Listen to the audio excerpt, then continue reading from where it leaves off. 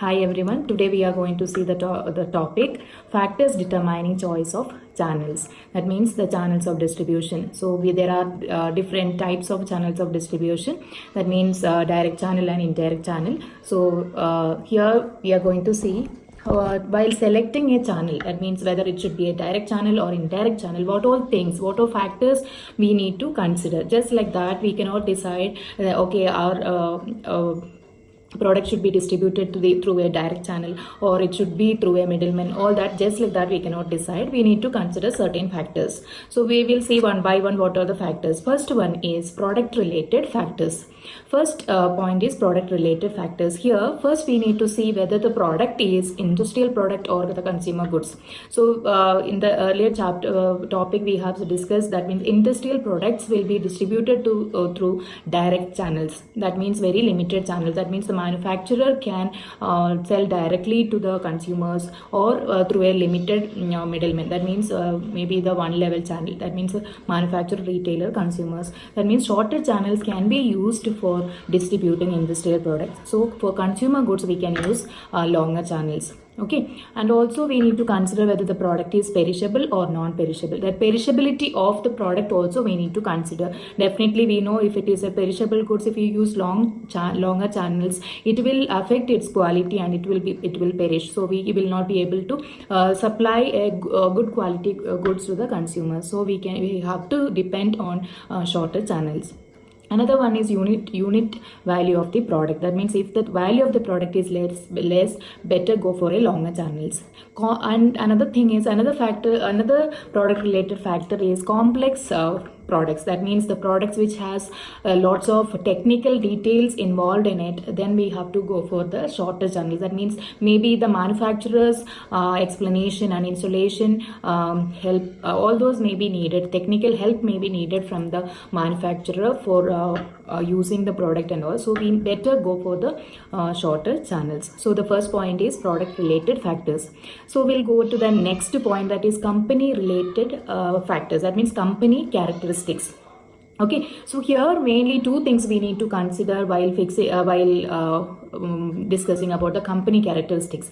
When we are going to set up a direct channel for the distribution, definitely the entire distribution process is it's our headache. That means nobody is there to help us in the distribution process. That's why we call it as no middleman or zero level channel. So here we may have to set up our own distribution system. That means retail shops we may have to set up like Bata is doing, or online setup for distributing the products, or we may have to appoint sales representative to go to each and every doorstep to sell their products. So that we need to consider. So the company's financial capacity to control or take up the responsibility of distributing the goods to the consumers, that we need to consider.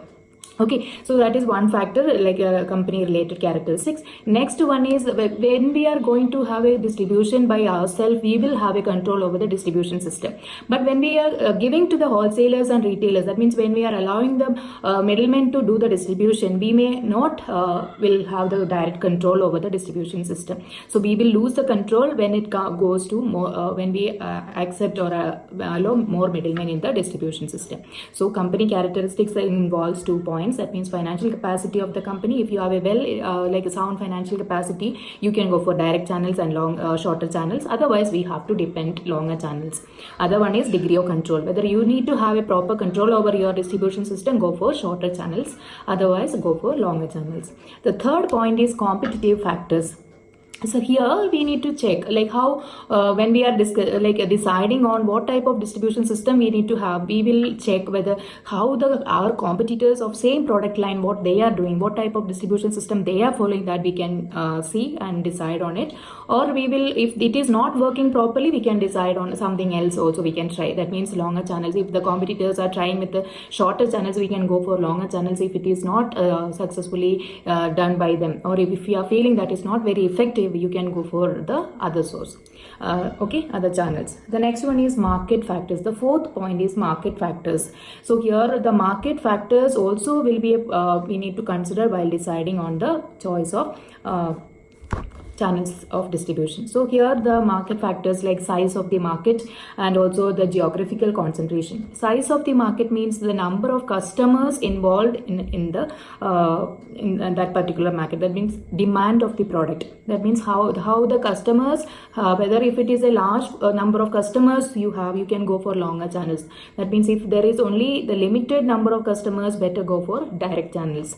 And the other one is geographical concentration of the customers. That means here some of the like when we discussed about the industrial products, we in the previous topic we discussed, that means there will be less number of the area will be concentrated. Geographical concentration of the consumers will happen in case of industrial products. Example, Bombay, all the textile industries are located in one particular area. So here we can just distribute the goods only to that particular area. So we need to have a longer channels. We can do ourselves the distribution of the goods.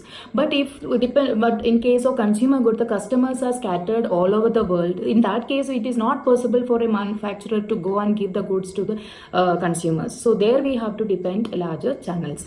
The next one is the last point is environmental factors.